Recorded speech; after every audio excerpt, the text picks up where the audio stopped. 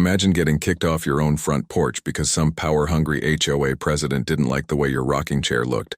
Now imagine turning the tables so hard that the same HOA ends up begging to rent your land just to keep their community pool. This is the story of how a quiet cabin owner outwitted an entire neighborhood board with nothing but grit, legal know-how, and the ultimate revenge plan. If you love stories where justice is served cold and karma strikes with perfect timing, make sure to hit that subscribe button and turn on notifications. You won't want to miss the next one. The smell of pine was strong that morning. Mist clung to the forest like it didn't want to leave. Birdsong floated through the air. A distant woodpecker tapped somewhere deep in the trees, and my coffee steamed gently in the mug between my palms. It should have been peaceful. It was supposed to be. But then came the sound of heels on gravel, sharp, authoritative, followed by the flinty voice that always made my stomach twist. "Excuse me, ma'am." I looked up from my porch, and there she was, Kerren Delaney, president of the Valley Creek Homeowners Association, blonde bob, styled into sharp angles, sunglasses too large for her face, clipboard in, hand like a badge of authority, flanked by two rent-a-cop security guards who looked like they played too much paintball on the weekends. "You are in violation of Article 12, Section C of the Community Guidelines," she said. Her tone clipped and smug. I blinked at her, still half asleep. "Excuse me?" I said. "This is my cabin." Kerren smiled. That small, tight smile she wore when she knew she was about to ruin your day. "The porch you are currently occupying extends beyond the acceptable aesthetic perimeter set forth by the HOA charter," she said. "It was never approved." I laughed. Short, confused. "Kerren, I built this cabin myself. That porch is 6 feet deep and sits on my property. What perimeter are you talking about?" One of the guards stepped forward. "Ma'am, you need to vacate the porch immediately, or we will have to write you up and possibly fine you." I stood. The wood creaked beneath my bare feet. "Write me up. This is my land. I'm not in your HOA. My address isn't even listed under your jurisdiction." Kerren held out the clipboard like it was a holy relic. "Our new map includes Lot 42, and all adjacent structures fall under HOA governance. We sent a notice 2 months ago. You had a 30-day window to appeal. It's closed." I stared at her. The fog didn't seem so peaceful anymore, more like it was choking me now. "You're telling me I can't sit on my own porch?" She smiled wider. "It's not about sitting, dear. It's about compliance." The guards moved in, not touching me, but close enough I could feel their cologne. The neighbors were starting to gather. A few walked dogs, pretending not to watch. One woman sipped a smoothie and smirked. Another shook his head and disappeared into his truck. My hands trembled. I felt like a trespasser on my own land. I stepped down onto the gravel path and turned around to face my home. Sunlight had broken through the trees now, lighting up the warm wood I had stained by hand. I remembered hammering in those porch rails, measuring every plank twice, sweating through the summer just to make something that felt like peace, and now Kerren was erasing it with a clipboard. "You'll be receiving a notice of fine by mail," she said. "And if the structure isn't brought to compliance within 14 days, we'll file for a lien." "You're bluffing," I said. Her smile didn't move. "We never bluff." She turned and walked away. The guards followed. One paused to glance at my porch like he was measuring it. Then they were gone. Just like that, my morning was ruined. My porch was no longer mine. And I felt small in a place that had always made me feel safe. I spent the rest of that day digging through old folders, maps, deeds, whatever legal paper trail I had left over from the purchase. I found a dusty folder marked Cabin Valley Creek. Inside were survey maps, parcel numbers, a bill of sale. My lot was Lot 42, but it had no HOA jurisdiction listed. It was part of an old development plan that had been scrapped years ago. I had bought it cheap. Remote, private, off-grid. HOA had expanded last year. I remembered the mailers. The bright-colored postcards. "Join our community," they said. "Vote for better roads." They said I had tossed them in the trash. I never signed a thing. I called the county office, asked them if my property was officially part of Valley Creek HOA. The woman on the phone typed for a while. Your lot is technically adjacent but not included in the original filing. However, the HOA did submit an updated community map last spring. It's under review. Nothing finalized yet. That was all Kerren needed. A pending map and some smoke and mirrors. She counted on people folding. I wasn't going to fold. The next HOA bulletin arrived the following morning. A bright yellow sheet pinned to my mailbox. Reminder structure. Violations must be corrected by Friday together. We beautify. My name was at the bottom, in bold underlined beautify. That was rich coming from a woman who painted her shutters lilac and called it French. Rustics. I walked out to the edge of my driveway and looked down toward the HOA clubhouse. Nestled next to it was the community pool, a sparkling rectangle of blue framed by white plastic lounge chairs and surrounded by a fence of polished cedar slats. Always filled with laughter in summer, always. Crowded with kids and HOA members and Kerren herself perched like a queen on her sunbed. Something flickered at the edge of my memory. A map, a line, a lot number. I went back inside and tore through the folder again. Pulled out a larger map. Unfolded it until it stretched across my kitchen table, and there it was, Lot 39 north of mine, running flat and wide beneath the community area. Directly beneath the pool, I pressed my fingers against the faded ink, and I remembered I owned that lot too. The corner of my mouth twitched. Not a smile, not yet, but close, and suddenly the fog outside looked like opportunity. I stared at the deed for Lot 39 until my eyes ached. I had bought it 5 years ago on a whim. An auction listing buried in an email, undeveloped, unzoned, cheap. I had nearly forgotten about it. Until now, it had been nothing but trees and dirt. But now, it was leverage. I folded the map carefully and tucked it under my arm. My boots crunched on the gravel as I walked toward the community center. The pool shimmered under the late morning sun. Children splashed and screamed. Parents lounged with plastic. Cups in hand, Kerren sat in her usual chair wearing a wide sun hat and sipping something pink through a straw. She spotted me before I reached the gate. Removed her sunglasses with exaggerated annoyance. You're not allowed past the fence without an HOA wristband, she called. I held up the map like a sheriff with a warrant. I think we need to talk. She stood slowly. The hat came off. The drink set down. She approached the fence, arms crossed. I'm not interested in more complaints about your porch. You had your chance to appeal and you missed it. We follow protocol here. I passed the folded paper through the fence slat. She hesitated, then took it. Unfolded it, brows creased as she read. Her lips moved silently. Lot 39, she said. Yes, it borders the pool property. So what? Not borders, I said.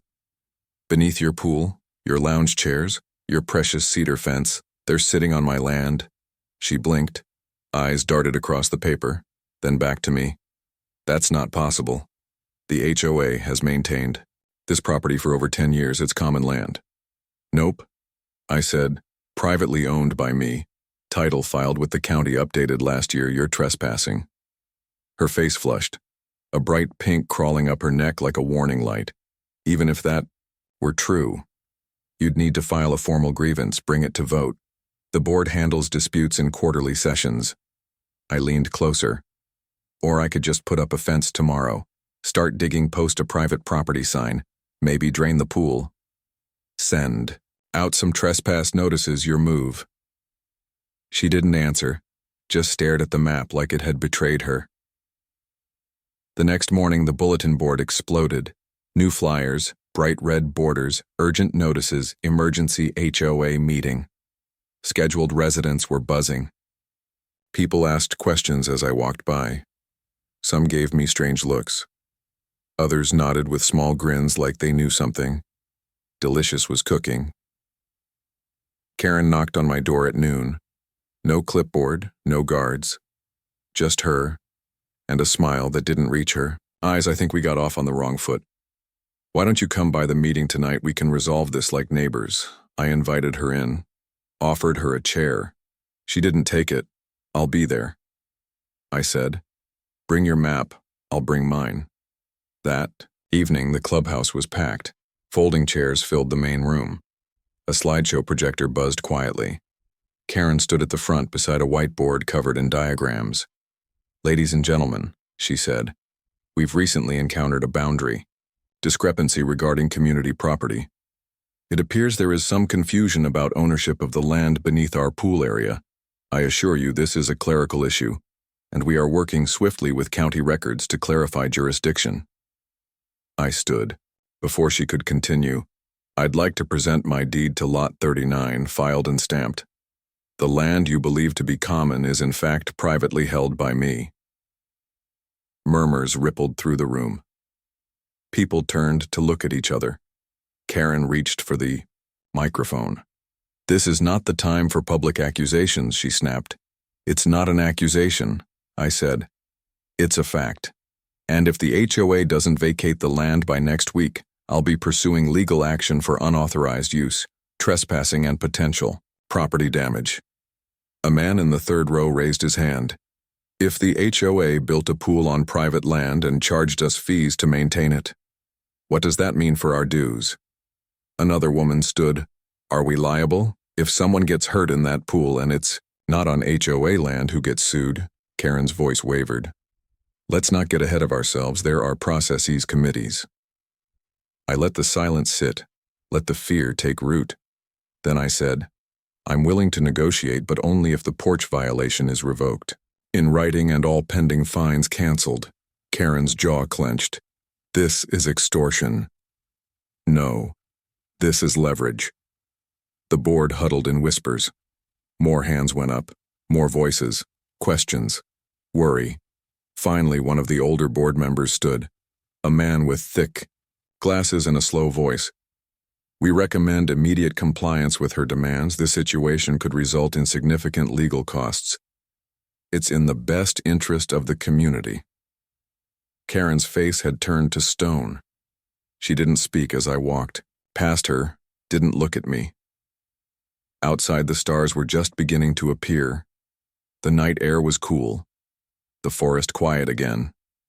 And for the first time in days, I stepped back onto my porch, sat down with a fresh cup of coffee and smiled. Let them try again. I still had the deed in my pocket. 2 days passed before the next move came. I thought maybe they had surrendered, that maybe Kerren had swallowed her pride and tucked her clipboard away for good. But I should have known better. On the third morning, I found a fresh notice taped to my door. A new violation, alleged illegal dumping. A complaint about my compost bin. Too close to the property line, they claimed. Attracting pests, creating odor. Subject to fine and removal. I read it 3 times then, laughed out loud. It wasn't about the compost, it never had been. Kerren had declared war. That afternoon I got a call from the county inspector, polite, apologetic, but firm. There had been a formal complaint from the Valley Creek HOA. They wanted to inspect my property for multiple code concerns. I agreed to the inspection. Set the date. Then started planning. Kerren thought she could paper cut me to death, bleed me with bureaucracy. But I had lived out here too long. I knew every tree, every boundary marker, every inch of soil beneath my boots. I prepared a binder. Photos, survey reports, time-stamped emails. Everything in order. When the inspector arrived, he was young, too young to be jaded yet. And when I showed him the deeds and documentation, he actually smiled. This is one of the cleanest records I've ever seen, he said. I'll file the report today, should clear you of everything. As he drove off, I saw Kerren standing at the edge of her driveway watching. Her mouth was tight, arms crossed. She didn't wave. She didn't need to. Later that evening, she went live on the HOA Facebook group.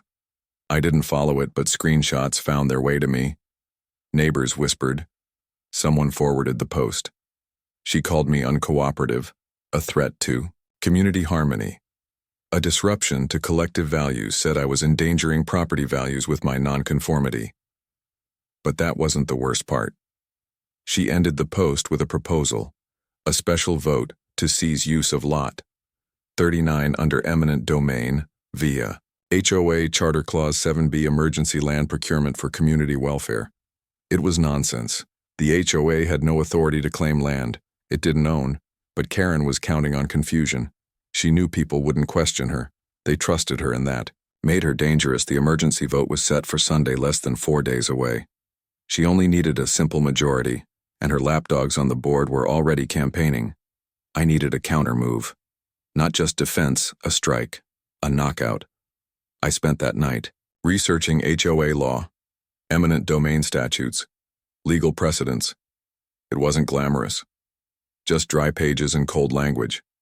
But somewhere around 2 in the morning I found it, a ruling from 3 years ago, a case just like mine. Private land. Unlawful HOA. Encroachment.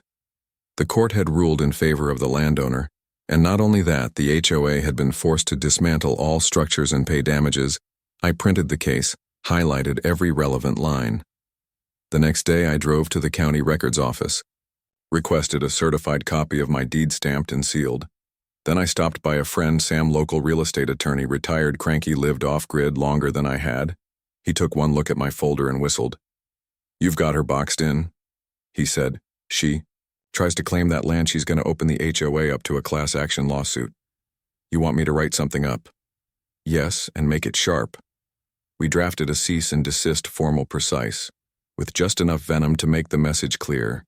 Any attempt to claim Lot 39 would result in immediate litigation. I printed 20 copies, then walked into the clubhouse just as the board was finishing their Friday meeting. Kerren was standing at the front again, grinning, spreading her lies. The pool shimmered in a photo behind her on the slideshow, a symbol of luxury, a jewel of Valley Creek.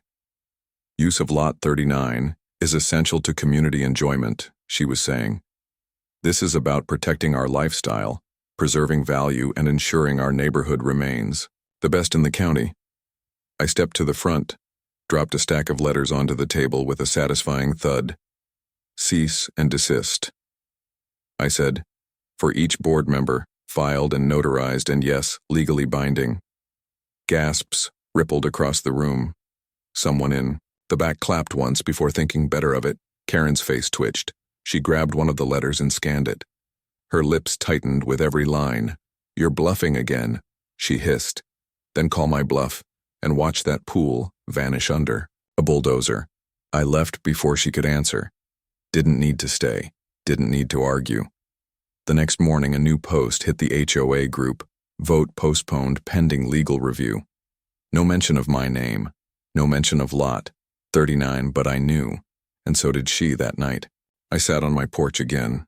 No violations, no clipboard, just the crickets and the knowledge that I had struck back harder than she ever expected. The war wasn't over, but the tide had turned. The sun was barely up when I heard it. A distant rumble, not thunder, too steady, too close. I stepped out onto the porch with my coffee and saw it coming down the road. A truck. Not county. Not utility. Private. It rolled past my gate and parked at the clubhouse. 2 men in reflective vests stepped out. Unloaded survey equipment. Tripods, scanners. My stomach sank. I walked down the hill, met them at the fence. "Can I help you?" I asked. One of them glanced at his clipboard. Got a service order from the HOA land assessment perimeter check. Said they're doing pre-work for a new fencing project. "Where exactly?" I asked. He pointed. "Pool boundary lounge area, whole north lot." "That's my land," I said. "Lot 39, I own it." The man frowned. "Ma'am, if there's a dispute, we'll pause work, just need it in writing." I pulled the cease and desist letter from my coat, still folded, still sharp. He read the first paragraph and nodded slowly. "We'll back off. This is more than we were told. You have legal counsel." "Yes, and a court date in 2 weeks if they keep pushing." They packed up, drove off. But not before Kerren came storming across the lawn. Her voice loud enough to wake half the street. "You had no right to interfere," she shouted. "I authorized that survey. It was scheduled through official HOA channels. You authorized trespassing," I said. "And the next person who steps foot on Lot 39 gets a visit from the sheriff." "You don't scare me. You're a bully, a parasite. You're tearing this neighborhood apart for attention. No, you did that, I said. When you thought your little clipboard gave you the power to control people, to punish them for having rocking chairs and compost bins and pine trees. She took a step forward. You're finished here. I'll get that land one way or another. You can't fight the whole community. I don't have to, I said. I just have to wait, because your lies have an expiration date and it's coming fast. She walked off without another word, but her shoulders weren't square anymore. There was something sagging in her stride that night. I made a phone call. A neighbor named Marcus. He'd lived here longer than anyone. A quiet man kept to himself. But he had once served as HOA president before. Kerren pushed him out, told him everything. The violations, the threats, the boundary, the survey. He listened in silence, then said, "She's overplayed her hand. If you're ready to end this, I can help." The next day, Marcus invited half the neighborhood to a backyard barbecue. No HOA banners, no agenda, just burgers and beer and stories. People came curious, tired of the drama, hungry for truth. He stood up with a paper in his hand. The HOA was founded to serve us, he said, not to punish, not to intimidate. What's been happening to our neighbor here is wrong. He laid out the facts. The illegal vote attempt, the fabricated complaints, the false claims of eminent domain. People murmured, nodded. Then someone stood, then another, then a third.